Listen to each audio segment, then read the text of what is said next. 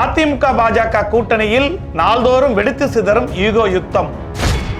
எடப்பாடியுடன் முட்டி மோதி பாஜகவுக்கு 100 இடங்களை பெற்றுவிட வேண்டும் என நயினா நாகேந்திரனிடம் டெல்லி போட்டு கொடுத்த ஸ்கெட்ச்.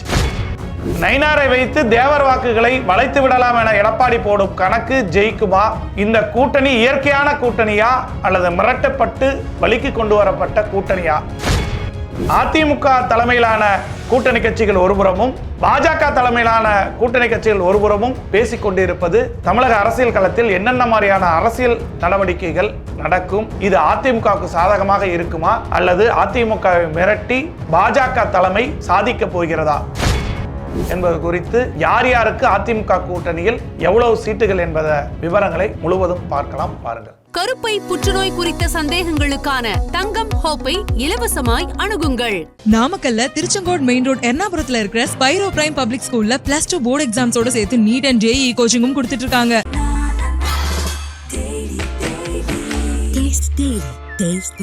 அதிமுக பாஜக கூட்டணியில் நாள்தோறும் வெடித்து சிதறும் ஈகோ யுத்தம். எடப்பாடியுடன் முட்டி மோதுவாரா நயினார் நாகேந்திரன்? அதிமுகவுடனான தொகுதி பங்கீட்டில் நயினார் எடுக்க போகும் நங்கூரம் என்ன? அதிமுக கூட்டணி கட்சிகள் வேறு, பாஜக கூட்டணி கட்சிகள் வேறா? தேவர் சமுதாயத்தின் ஒட்டுமொத்த வாக்குகளையும் அதிமுக ஆதரவாக நயினார் மாற்றி விடுவாரா?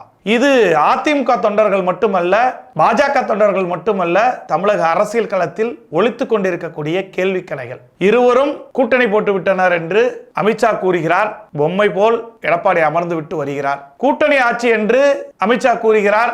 எங்கள் தலைமையில் ஆட்சிதான், கூட்டணி என்பது இல்லை என்று கூறுகிறார். முன்னுக்கு பின் முரணாகவே அதிமுக பாஜக கூட்டணி இருக்கிறது. இது வெற்றி கூட்டணியா அல்லது நிர்பந்தத்தில் ஏற்படுத்தப்பட்ட கூட்டணியா என்பது அரசியல் வட்டாரத்தில் கேள்விக்கணைகளாக ஒலித்துக் கொண்டே இருக்கிறது. தமிழ்நாட்டில் வரும் 2026 சட்டப்பேரவை தேர்தல் களத்தை அனல் பறக்க வைத்ததில் அமித்ஷாவுக்கு பெரிய பங்கு உள்ளது. திமுக கூட்டணி மட்டுமே வலுவான கூட்டணியாக மிரட்டி கொண்டிருக்கும் நிலையில் அதிமுகவை இழுத்து வந்து மெகா கூட்டணி என்ற பிம்பத்தை, தனது பல நாள் கனவை அமித்ஷா கட்டமைத்து விட்டார். பாஜக மூத்த தலைவரும் மத்திய உள்துறை அமைச்சருமான அமித்ஷா சென்னை கிண்டியில் உள்ள நட்சத்திர விடுதியில் கடந்த 11ஆம் தேதி அதிமுக பொதுச் செயலாளர் எடப்பாடி பழனிசாமி, KP முனுசாமி உள்ளிட்ட முக்கிய தலைவர்களை சந்தித்து பேசினார். இதைத் தொடர்ந்து அமித்ஷா செய்தியாளர்களை சந்தித்த பொழுது அதிமுக, பாஜக மற்றும் பிற கட்சிகள் இணைந்த தேசிய ஜனநாயக கூட்டணி 2026 சட்டப்பேரவை தேர்தலை எதிர்கொள்ளும் என அறிவித்தார். தேசிய அளவில் மோடி தலைமையிலும் தமிழக அளவில் எடப்பாடி பழனிசாமி தலைமையிலும் செயல்படும் என்று அறிவித்தார். இது எடப்பாடி பழனிசாமிக்கு கிடைத்த மிகப்பெரிய அங்கீகாரம். ஆனால் கூட்டணிக்கு கிடைத்த குழப்பங்களே அன்று மீறியது. ஏனென்றால் காலை 10 மணிக்கு அமித்ஷாவின் முதல் பிரஸ் மீட் அறிவிக்கப்பட்ட பொழுது தேசிய ஜனநாயக கூட்டணியின் கூட்டம் என்று வைக்கப்பட்டது. மதியம் 1 மணிக்கு அந்த ஸ்கிரீன் மாற்றப்பட்டதில் தமிழக பாஜகவின் பிரஸ் மீட் என்று வைக்கப்பட்டது. மீண்டும் இரவு 5 மணிக்கு இது தேசிய ஜனநாயக கூட்டணி என்று வைக்கப்படுகிறது. ஆக மொத்தம் இன்னும் முரண்பாடுகள் கலைத்தெளியப்படவில்லை. இது ஒரு நிர்பந்தத்தினால் எடப்பாடியை வளைக்கப்பட்டிருக்கிறது என்பது தெள்ள தெளிவாக தெரிகிறது.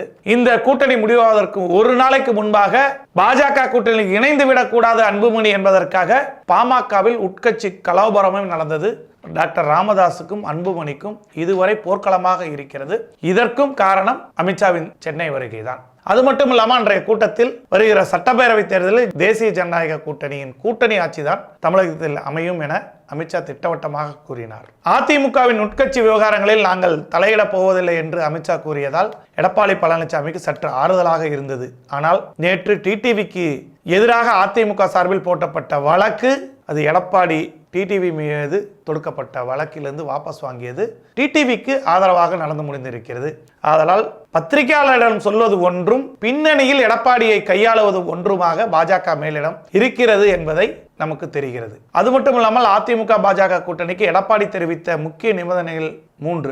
முதலில் மாநில தலைவர் பதவியிலிருந்து அண்ணாமலையை நீக்க வேண்டும். அடுத்து அந்த பதவிக்கு தேவர் சமுதாயத்தைச் சேர்ந்த நயினார் நாகேந்திரன் அல்லது கருப்பு முருகானந்தத்தை நியமிக்க வேண்டும். அடுத்தது நமது கூட்டணியில் அல்லது அதிமுகவில் இவரை சேர்க்க வேண்டும், அவரை சேர்க்க வேண்டும் என்று நிர்பந்திக்க கூடாது, உள்கட்சி விவகாரங்களில் தலையிடக்கூடாது என்பதுதான். இந்த 3 நிபந்தனைகளையும் பாஜக ஏற்றுக்கொண்டதாக அமித்ஷா எடப்பாடியிடம் கூறியது அன்று ஆறுதலாக இருந்தது. இருந்தது. ஆனால் திரைமறைவில் நடந்து கொண்டிருப்பதை பார்த்தால் இது மூன்றுமே சொன்னது ஒன்று செய்தது ஒன்றாகத்தான் பாஜக செய்யும் என்பது தெரிய வருகிறது. இந்த கூட்டணியை பொறுத்தவரை மனசுக்குள் முழு திருப்தி இல்லாத நிலையினால்தான் அதிமுக தலைவர்கள் அனைவரும் அந்த பிரஸ் மீட்டில் முகம் வாடிய முகத்தோடையே எடப்பாடி பழனிசாமி ஆகட்டும், KP முன்னுசாமி ஆகட்டும், மற்ற தலைவர்களும் வாடிய முகத்துடனேயே ஒரு வார்த்தை கூட பேசாமல் மௌனசாமியாகவே பழனிசாமி இருந்துவிட்டு சென்றிருக்கிறார். எடப்பாடியை பொறுத்தவரை அதிமுக கூட்டணிக்கு விஜய் வருவார், ராமதாஸ் வருவார், பாஜக இல்லாமல் தேர்தல் சந்தித்து வெற்றி பெறலாம், தேர்தலுக்கு பிறகு பாஜகவுடன் நட்பு கணக்கு இருக்கலாம் என்று கணக்கு போட்டு வைத்திருந்தார். ஆனால் இவையெல்லாம் நடப்பதற்கு விடாமல் எடப்பாடியை மயங்க வைத்து மிரட்டி கூட்டணியை வலுக்கட்டாயமாக உறுதி செய்துள்ளது பாஜக. அதிமுக பாஜக கூட்டணி என்றாலும் அதிமுகவை சார்ந்த கட்சிகள் ஓரணியாகவும் பாஜகவை சார்ந்த கட்சிகள் ஓரணியாகவும் உள்ளன. தேமுதிக, புதிய தமிழகம், புரட்சி பாரதம் ஆகிய கட்சிகள் அதிமுக கூட்டணியில் உள்ளது. பாமக, அமமுக, இந்திய ஜனநாயக கட்சி, புதிய நீதி கட்சி, தமிழக மக்கள் முன்னேற்ற கழகம், தமிழ் மாநில காங்கிரஸ் உள்ளிட்ட கட்சிகள் பாஜகவின் சொல்படி கேட்கும் பாஜக அணியில் இருந்து வருகிறது. அதிமுக இம்முறை கூட்டணி கட்சிகளுக்கு 94 தொகுதிகளை ஒதுக்கும் எனவும் அதிமுக மட்டும் 140 தொகுதிகளில் போட்டியிடும் என்றும் முதல் கட்ட தகவல் வெளியாகி இருக்கிறது. அதிமுகவுடன் கூடுதல் சீட்டுகளை பேசி வாங்க வேண்டும் என நயினார் நாகேந்திரனுக்கு பாஜக மேலிடம் கட்டளையிட்டுள்ளது. அதாவது 100 சீட்டுகளுக்கு அதிகமாக இடங்களை கேட்டு பெற வேண்டும் என்ற எண்ணத்தில் நயினார் நாகேந்திரன் உள்ளார். ஜெயலலிதா மறைவுக்கு பிறகு எடப்பாடிக்கும் நயினாருக்கும் 2017ஆம் ஆண்டு கருத்து வேறுபாடு ஏற்பட்டது. அதிமுகவிலிருந்து வெளியேறிய நயினார் நாகேந்திரன் பாஜகவில் இணைந்தார். எடப்பாடி நயினார் இடையே பனிப்போர் மற்றும் ஈகோ தலைதூக்கிய போதெல்லாம் பாலமாக இருந்து சமாதானம் செய்து வைத்தவர் முன்னாள் அமைச்சர் SP வேலுமணி தான். இந்த முறை பாஜக குறைந்தது 40 தொகுதியில் போட்டியிட வேண்டும் என இலக்கு நிர்ணயிக்கப்பட்டுள்ளது. அதேபோல் தமது கூட்டணி கட்சிகள் பாமக, அமமுகவை தவிர அனைத்து கட்சிகளும் தாமரை சின்னத்தில் போட்டியிட வேண்டும் என்ற எண்ணத்தை தீர்க்கமாக உள்ளனர். அதிமுகவில் இருந்து சசிகலா, தினகரன், ஓ பன்னீர்செல்வம் ஆகியோரை நீக்கியதற்கு பிறகு அதிமுக முழுமையாக எடப்பாடி பழனிசாமி கட்டுப்பாட்டுக்குள் வந்துவிட்டது. இதனால் சசிகலா, தினகரன், OPS ஆதரவாளர்கள் கடும் அதிருப்தியுள்ளனர். நாளடைவில் மூவரும் சார்ந்த முக்குளத்தோர் சமுதாயத்தின் அதிருப்தி அதிமுக மீது உருவானது. அதிமுகவின் பொருளாளர், துணை பொதுச் செயலாளர், எதிர்க்கட்சி துணைத் தலைவர் உள்ளிட்ட பதவிகள் தேவர் சமுதாயத்தை சேர்ந்தவர்களும் உள்ளது. இருப்பினும் தேவர் சமுதாயத்தின் கோபம் இன்னும் குறையப்படவில்லை. இதனால் அதிமுகவுக்கு அரை நூற்றாண்டு காலமாக ஆதரவாக இருந்த தேவர் சமுதாய வாக்குகள் கிடைக்காது என்ற கருத்து வலுவாக விதைக்கப்பட்டுள்ளது.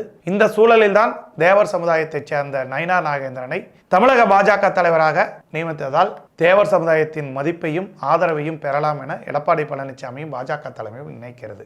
நயினார் நாகேந்திரன் தென் மாவட்டங்களில் ஆளுமை மிக்க அரசியல்வாதியாக திகழ்பவர். எடப்பாடி பழனிசாமியும் நயினார் நாகேந்திரனும் ஒரே மேடையில் கைகோர்த்து நின்றால் அதிமுக பிளஸ் பாஜக கூட்டணிக்கு பலம் பெருகும். தேவர் சமூகத்து அதிமுக மீதான கோபம் குறையும் என்று அதிமுக தலைமையும் பாஜக தலைமையும் கணக்கு போட்டு வைத்துள்ளது. முக்குளத்தோரில் மறவர் பிரிவை சேர்ந்த நயினார் நாகேந்திரன் சாதி மத பேதமின்றி அனைத்து சமூக மக்களிடம் நன்றாக பழகக்கூடிய நன்மதிப்பை பெற்றவர்.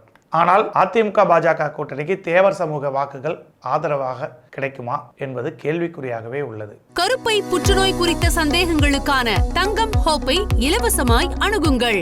நாமக்கல்ல திருச்செங்கோடு மெயின் ரோட் எர்ணாபுரத்துல இருக்கிற ஸ்பைரோ பிரைம் பப்ளிக் ஸ்கூல்ல +2 போர்டு எக்ஸாம்ஸோட சேர்த்து நீட் அண்ட் JEE கோச்சிங்கும் கொடுத்துட்டு இருக்காங்க.